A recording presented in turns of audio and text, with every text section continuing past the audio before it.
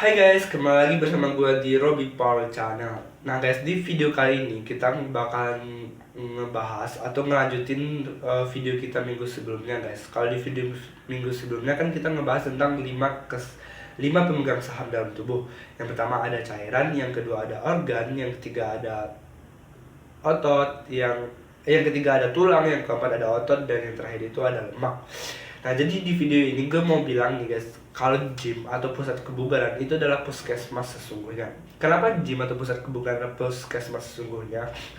Karena begini guys, ketika kita berumur 30 tahun ke atas, tulang kita itu pengurangan 1% setiap tahun.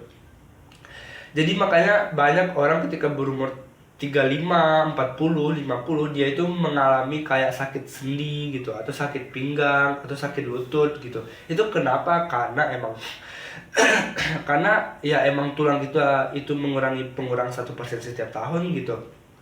Jadi kita bandingin nih antara orang yang sering nge-gym sama orang yang nggak pernah nge-gym sama sekali dengan metode 5 pemegang saham dalam tubuh tadi. Nah, kita lihat orang yang nge-gym dulu atau orang yang sering latihan beban dulu.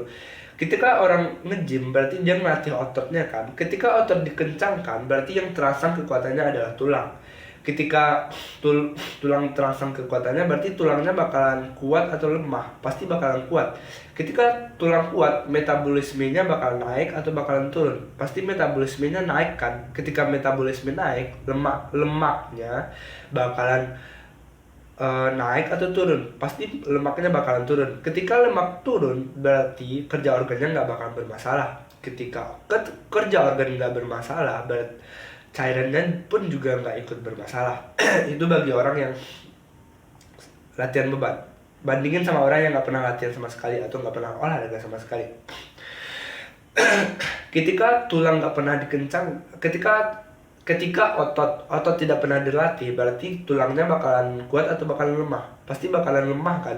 Ketika tulang lemah, metabolismenya bakalan naik atau bakalan turun.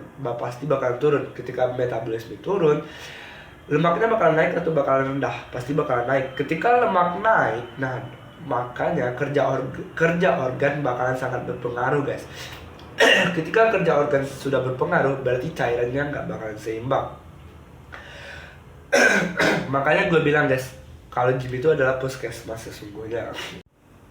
Nah guys, sedangkan ketika kita berumur 30 tahun ke atas, yang menjadi prioritas kita itu adalah resistance training guys, atau latihan beban tadi.